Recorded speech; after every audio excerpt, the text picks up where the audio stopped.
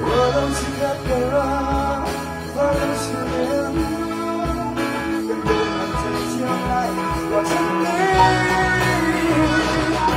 能不能给到出发悲伤？能不能给到记录别的吧？